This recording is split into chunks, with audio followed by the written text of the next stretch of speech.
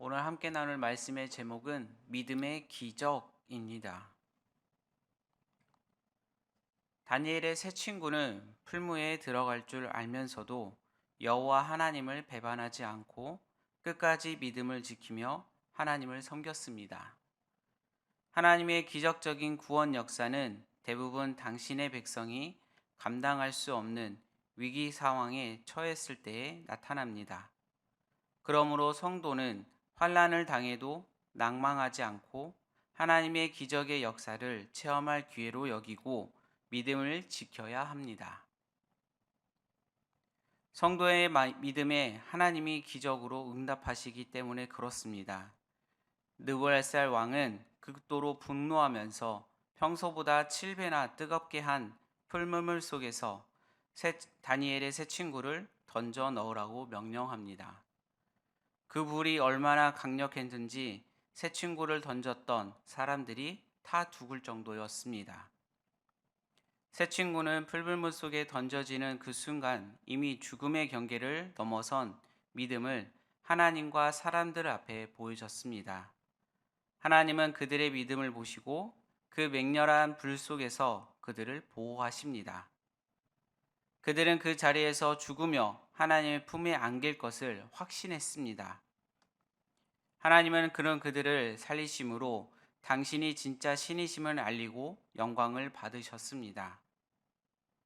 성도가 믿음으로 하나님께 모든 것을 맡기면 하나님을 놀랄 만한 역사를 일으켜서 당신의 존재와 은혜를 보이십니다. 그러므로 성도는 하나님을 믿음으로 순교적 삶을 살아야 합니다. 지금 시대는 우리가 강제로 우상 숭배를 강요하지 않지만 탐심을 자극해 우상 숭배의 죄를 범하도록 유혹합니다.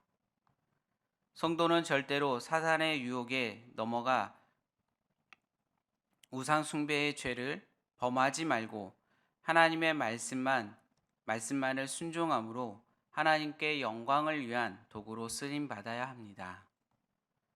죽음의 위기에서 죽으면 죽으리라고 고백했던 예스더처럼 성도는 어떤 상황에도 절대적으로 하나님을 믿고 그 뜻에 순종해야 합니다. 내 뜻이 아니라 하나님의 뜻을 위해 살고 죽는 순교적 신앙을 지녀야 한다는 것입니다. 사드락과 메삭, 아벡느고가 느부갓네살 왕에게 하나님의 자신들을 풀물 속에 능히 구원하실 것이라고 장담한 대로 하나님은 기적적으로 구원의 역사를 행하십니다. 천사를 보내 그들을 보호하심으로 머리털 하나, 겉옷 귀퉁이도 상하지 않았고 불탄 냄새도 나지 않았습니다. 이로써 하나님은 당신이 만물을 창조하시고 다스리는 하나님이심을 나타내십니다. 하나님이 초자연적인 역사로 당신의 백성을 구원하신 기적은 성경에 셀 수 없이 많이 나타나고 있습니다. 홍해를 갈라 이스라엘을 바로의 군대로부터 보호하시기도 하셨습니다. 무엇보다 구원의 기적의 정점은 예수 그리스도를 죽음에서 부활시킨 것입니다. 그리스도의 부활의 사건은 다니엘의 세 친구의 믿음대로 하나님을 믿는 자는 죽어도 다시 살아난다는 그 진리를 증명한 것입니다. 사드락과 메삭과 아벳노고는 죽어도 살리시는 하나님의 구원을 믿었기에 기적의 역사를 체험했습니다. 그러므로 모든 성도는 예수님의 말씀을 믿음으로 구원의 기적을 체험해야 합니다. 우리 말씀 요한복음 11장 15절의 말씀을 함께 읽겠습니다. 예수께서 이르시되 나는 부활이요. 우리 말씀을 한번 보겠습니다. 요한복음 11장 25절입니다. 예수께서 이르시되 나는 부활이요 생명이니 나를 믿는 자는 죽어도 살겠고. 하나님의 구원의 역사를 보고 느부갓네살 왕은 하나님을 찬양합니다. 목숨을 걸고 하나님을 믿는 자들은 하나님의 구원하셨다고 인정하는 자들입니다. 그리고 조서를 내려 이스라엘의 하나님 여호와에 대해 경솔히 말하는 자는 누구든지 엄벌에 처해야겠다고 공포를 합니다. 또한 이렇게 사람을 구원할 분은 다른 신이 없다고 고백을 합니다. 새 친구의 목숨을 건 순교의 신앙은 느부갓네살 왕의 입을 통해 하나님을 찬양하고 하나님의 영광을 선포하는 결과를 가져왔습니다. 비록 유다 백성이 바벨론의 포로로 잡혀온 상황이지만 그 안에서도 하나님은 유다 백성과 바벨론의 많은 민족들에게 당신의 영광을 밝히시는 모습을 볼 수 있습니다. 이와 같이 성도는 목숨을 건 순교의 믿음으로 이방인들이 하나님을 찬양을 해야 합니다. 말로 복음을 전하는 것과 아울러 하나님의 말씀을 목숨을 걸고 지킴으로 불신자들에게 하나님의 공의와 사랑을 전해야 합니다. 그것이 구원받는 성도가 이 땅에서 있어야 할 이유이고 사명입니다. 느부갓네살 왕은 이제 사드락과 메삭과 아벳느고를 바벨론 지방에서 더욱 높였습니다.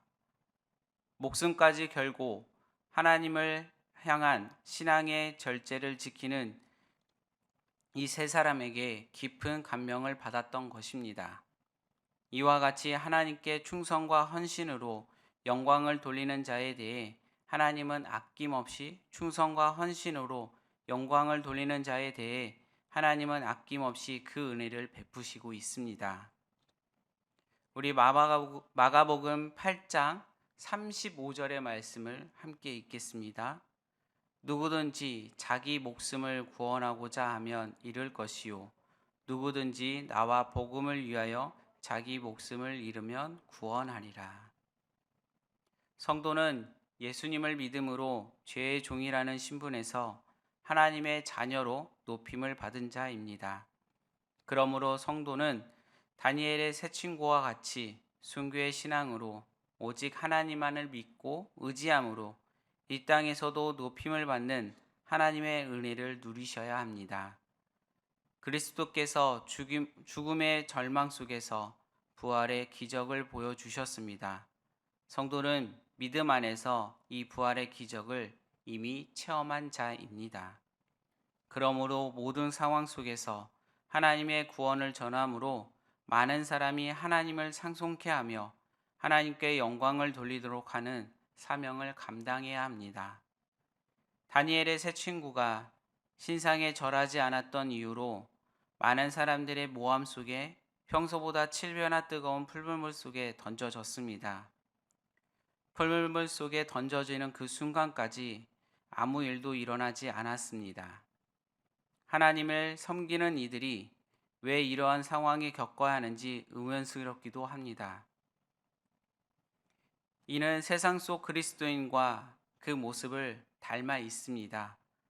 예수님을 따르기만 하면 여전히 고통과 갈증이 있고 거기에 따라서 오는 두려움도 있습니다. 하나님은 당신의 자녀를 아무 걱정 없는 고난의 진공 속 상태에 두지 않습니다. 때론 거친 폭풍우 속에 몰아치는 세상 가운데 두시기도 하십니다. 그리고 아픔의 현장, 삶의 터전에 함께 하시기도 하십니다. 그래서 다윗은 사망의 음침한 골짜기로 다닐지라도 두렵지 않다고 고백을 합니다. 또한 사단은 우리의 건강을 해할 수도 있어도 우리의 영혼을 해할 수는 없고 마음이 어려운 상황을 만들 수 있어도 우리 마음의 평안을 빼앗지 못합니다. 믿음으로 인해 겪는 고난과 박해 속에서 주저앉지 마시길 바랍니다. 세상이 주는 고난과 시련은 믿음의 승리를 위한 디딤돌 뿐입니다. 오늘의 말씀처럼 우리는 때론 세상이 주는 시련과 고통이 따를 때도 있습니다. 예수님을 믿는다고, 교회를 다닌다고 해서 세상이 주는 시선과 알지 못하는 그러한 것들이 오늘 우리에게 있을 것입니다. 하지만 다니엘의 새 친구처럼 그 믿음을 지켜나가면 하나님께서 우리들을 보호해 주시고 그 안에 가운데서도 그 축복을 누릴 수 있습니다. 그러므로 여러분들이 오늘 말씀처럼 믿음으로 승리하시길 소망합니다. 또한 믿음으로 그 은혜를 누리시는 여러분들이 되시길 소망합니다. 기도하시겠습니다. 사랑의 하나님, 세상을 살아가면서 믿음을 지키며 살아가기가 쉽지 않습니다. 다니엘과 세 친구가 원했던 것은 살아남기 위한 것이 아니라 하나님의 뜻대로 사는 것임을 보게 됩니다. 성경의 주인공들의 초점이 아니라 그 주인공을 통해 일하시는 하나님의 기적과 능력은 그 자체로 보이는 것이 아니라 하나님을 드러내기 위함임을 내가 봅니다. 나를 통해 하실 일을 돌아봅니다. 하나님이 무엇을 하길 원하시는지 그에 맞게 믿음을 보이게 하여 주시옵소서. 오늘도 우리를 통하여 하나님께 영광을 받길 원합니다. 하나님, 오늘 우리들을 함께하여 주시고 우리의 모든 것을 주장하여 주시옵소서. 사랑이 많으신 예수님의 이름으로 기도드립니다. 아멘.